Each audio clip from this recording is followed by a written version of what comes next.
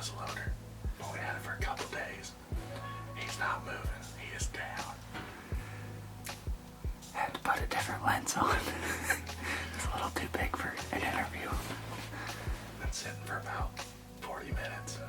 He'd come through and we let him have it. Buck down. Let's go look at him.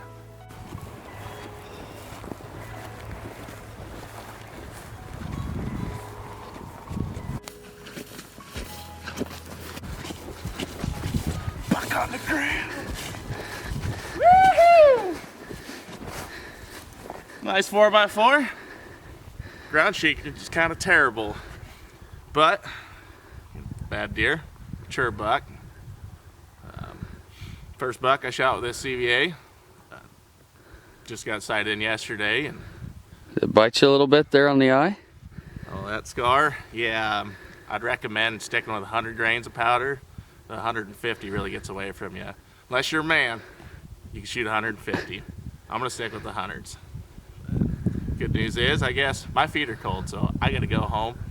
And I guess we're gonna cut this thing up, so that's about it for the season.